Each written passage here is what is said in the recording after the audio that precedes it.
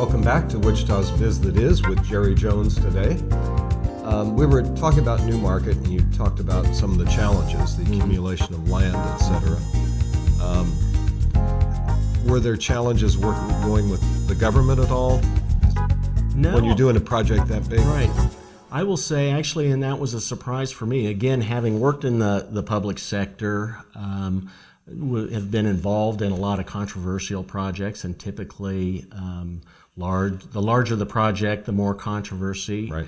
And I will say that now I was not working for Don when the original zoning was secured. Now, we went back through and subsequently several subsequent rezonings, but I have not heard really a negative word about the development out there over the 15-year period. And well, partly Don did quality stuff too. I mean, he had a track wasn't record. a fly-by-night, hey buddy, give me a dime and I'll give you $1 million type. Certainly had a track record with the tallgrass developments in East Wichita and our residential developments in West Wichita.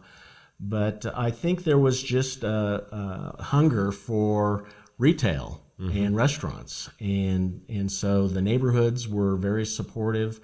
The city of Wichita has been very supportive every step of the way. The county was very helpful in recognizing what was going to happen with that development and improving Mays Road. Right. When we started working on that, Mays Road was 2 lanes. So, the county stepped up initially, and then the city has since. So I would say that, and I really believe that our local governments here are very supportive of development and our pro-growth, and that's enabled a lot of, I think, great things to happen in Wichita since we've lived here 20 years now. I kudos to our local government. Well, let's take you away from maybe Newmarket, talk about other things that you've been working on, and maybe a little emphasis on downtown. Bring you back to where you started in Wichita. Right. A couple things there. Our company owns what was formerly known as the Henry's Building. I guess people still do call it the Henry's Building. And that is a property that its time came and went, and now may be coming back again. It's kind of exciting to be involved with. The what kind of has brought new life to it is on that block, which we now refer to as Block 1, includes the new Ambassador Hotel and the new Kansas Leadership Center, which are both on Douglas, and then a large new public parking garage was built on the William Street side of that block next to the Henry's Building. There's retail space for lease in the ground floor of that, and we are the leasing agent for that. And what we want to do with that half of the block is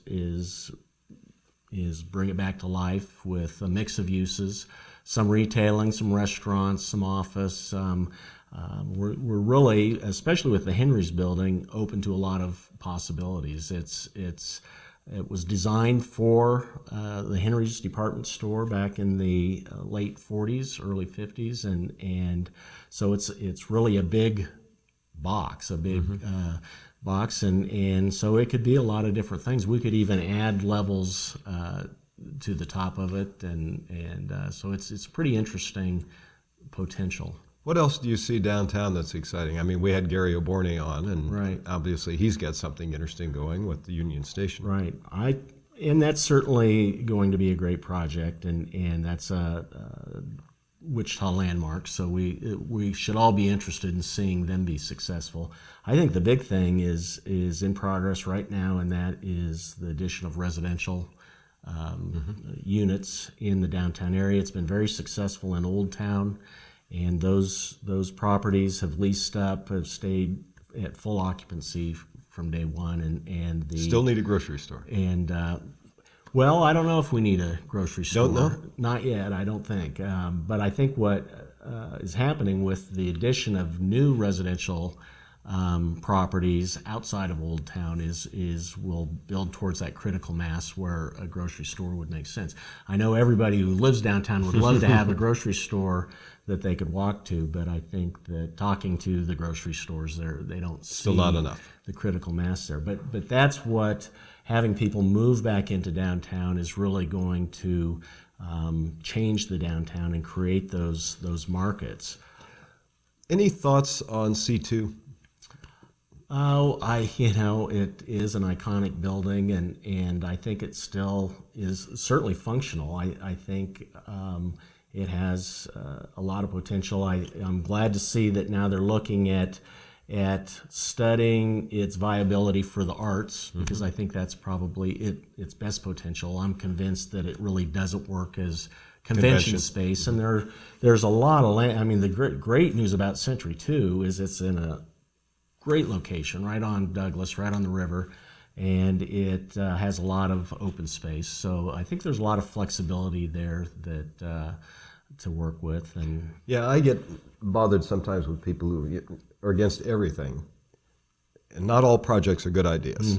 But there are times you have to replace things. You have to replace arenas. You have to replace airports. You have to replace civic centers at some point. Because they just become functionally obsolete. They do have a lifespan, and it's been here for... You hope you don't have to do all those at once. Right, right. Spread it out a little. Over 40 years, so that's pretty good run.